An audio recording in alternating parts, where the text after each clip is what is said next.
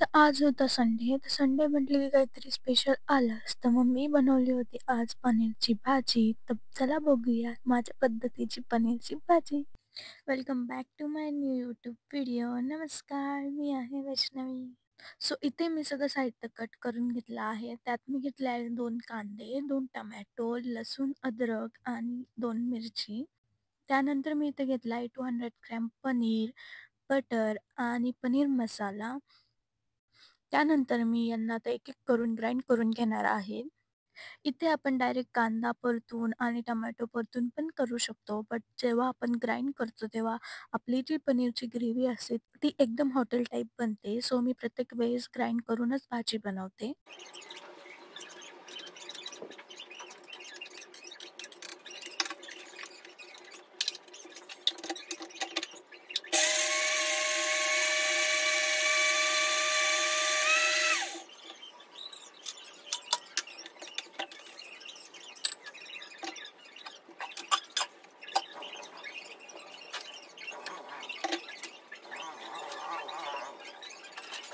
तू करशील इथे का? माझा मामा मला म्हणत होता, की मग "तूच पोळ्या पोळ्या करून बघ. कर वगैरे." त्याला माझ्या हातच्या पोळ्या खूप आवडतात आणि भाजी करायला पण त्याने सांगितलं होतं.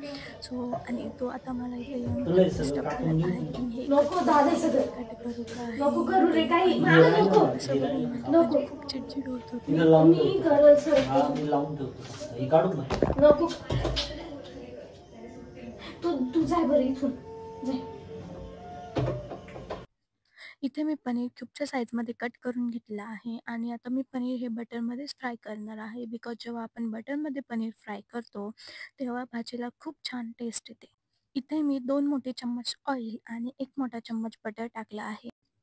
ह्यानंतर आपल्याला काही खडे मसाले आणि जिरे टाकायचे आहेत. ते परतल्यानंतर आपल्याला त्यात कांदा टाकायचा आहे आणि जो आपण ग्राइंड केलेला आहे तो चांगला परतला की आपल्याला त्यात टोमॅटोची प्युरी टाकायची आहे. ती पण थोडा वेळ परतून घ्यायची आहे आणि त्यात थोडंसं मीठसुद्धा टाकायचं आहे. त्यानंतर आपल्याला त्यात काही मसाले टाकायचे आहेत. तर मी एव्हरेस्टचा पनीर मसाला घेतला आहे आणि थोडंसं लाल तिखट टाकलं आहे आणि जो ग्रेव्हीवाला मसाला आहे तो मी दुधामध्ये मिक्स करूनही टाकला आहे. तर अशी काय आपली ग्रेव्ही तयार झाली आहे आणि साईडला मी पनीर बटरमध्ये फ्राय करून घेतली आहे आणि आता ते मी भाजीमध्ये मिक्स करणार आहे. सो अशी आहे आपली आजची संडे स्पेशल पनीरची भाजी. सो कमेंटमध्ये नक्की सांगा की कशी झाली आहे.